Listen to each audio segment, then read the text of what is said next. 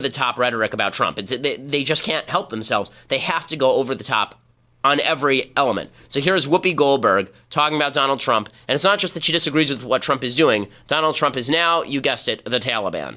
We have a leader who has repeatedly demeaned women, wants to defund organizations that benefit women, calling on the media to shut up, specifically wants to give preferential treatment based on religion. Are these values really much different than the Taliban's? I mean...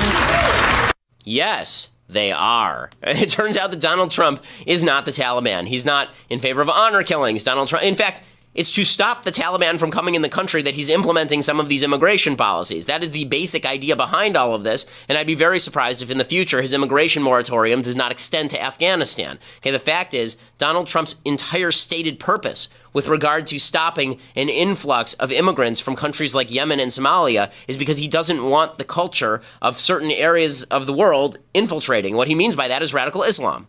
It's not a Muslim ban, because radical Islam and Islam are not the same thing. But it is an attempt to fight the infiltration of radical Islam into the West. So no, Donald Trump is not like the Taliban. The idea that Donald Trump is the Taliban because he is, at least in policy, pro-life. The idea that Donald Trump is the Taliban because Donald Trump doesn't want me to pay for your contraceptives. The idea that Donald Trump is the Taliban because Donald Trump is undertaking immigration reform that is in large part moderate. I mean, it really is. Again, of the 10 most populous Muslim countries on earth, 9 of them are still able to send whoever they want to the United States. Citizens from those countries can enter. And there are going to be lots of exceptions to Donald Trump's new immigration policy. The Democrats cannot help themselves. The left have to portray Donald Trump as Satan more than Satan.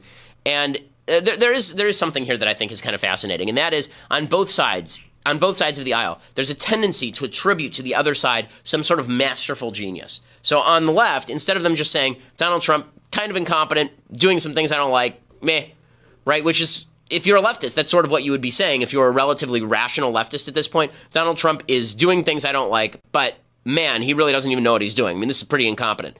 That's what, if I were on the left, that's what I would be saying at this point. But instead of doing that, they have to attribute to Donald Trump's satanic, all-knowing power.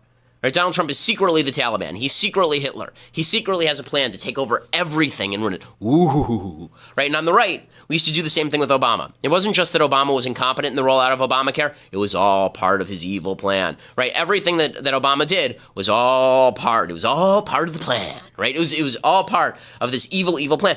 Here's the truth. Most of the people in government suck at their jobs because most people in America suck at their jobs. Most adults suck at everything. Okay, the great lie of being an adult is that other adults know what they're doing. They generally don't. We all sort of muddle through, and then we hope for the best. The same is true in government. Because we attribute this level of mastery to government, we think it matters so much who heads the government, and when someone we like is in charge, we want that person to have more power. Because after all, if he's our side, we think he's the master of the universe, right? So when Donald Trump botched this executive order rollout, he had people saying it's 4D chess. It's 4D chess. No, it's not 4D chess, okay? If it's 4D chess, it's the kind of 4D chess like in Star Wars where you don't play chess with the Wookiee because he gets mad and rips out your arms, right? It's not actually Donald Trump playing four-dimensional chess in time, right? That's not what's going on here. But because there are so many people who have a religious belief that our leaders know what they're doing, they say give them more power, they know what they're doing. It hasn't been true for 100 years. We've muddled through anyway, but it hasn't been true for 100 years. You want to actually have a better country?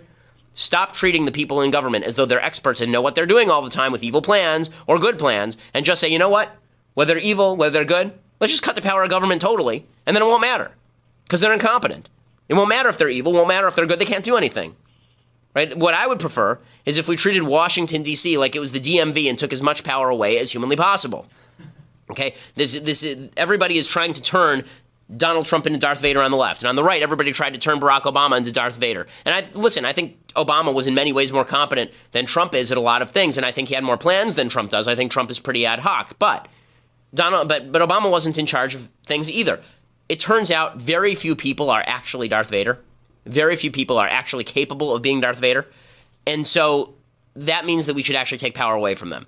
And if you're really that worried about Darth Vader, by the way, on the left, if you're really that worried about Donald Trump being Darth Vader, how about this? Instead of him running the empire, let's downsize the empire so it's just the Mos Eisley DMV. And then you don't have to worry